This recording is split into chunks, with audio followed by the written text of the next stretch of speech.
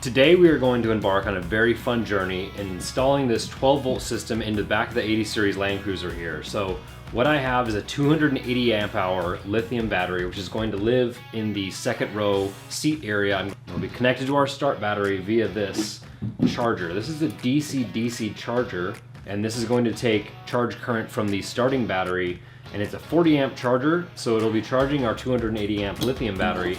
It also has inputs for solar, and then it'll have this signal wire for your alternator for smart alternators, but this is a dumb alternator because it's a 95 Toyota Land Cruiser. We also have this LiTime battery monitor, which is going to tell us what type of charge we're getting from the battery, what sort of amps are being withdrawn from the system, and then probably the most important part of this whole setup is this 2000 watt pure sine wave inverter.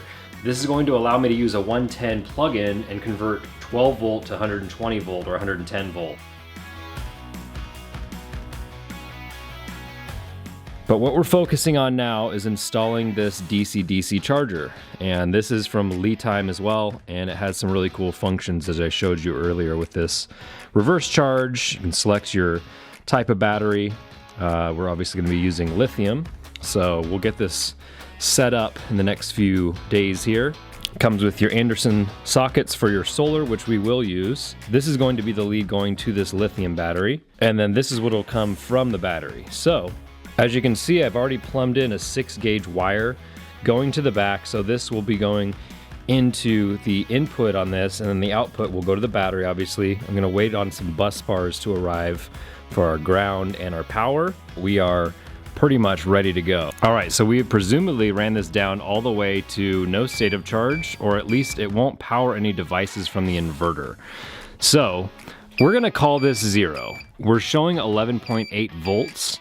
But I think it probably has a little bit left, I'm sure it does, but we're gonna call this 0 and calibrate it. It's showing here that on this curve that 10 to 12 volts is 0% state of charge, and 100% state of charge is greater than 13.3 volts.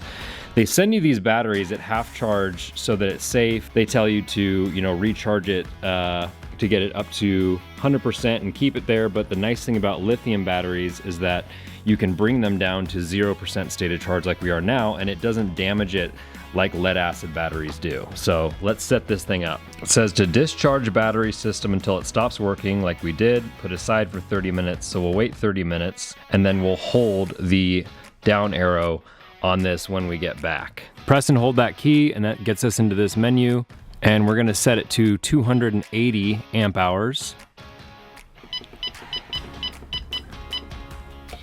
All right, so now we should be able to go ahead and drive this. We could use the solar panel if we had sun, but we don't have sun. So we're gonna go ahead and drive this and see, we'll set a timer for 30 minutes and we'll see what the state of charge is after that.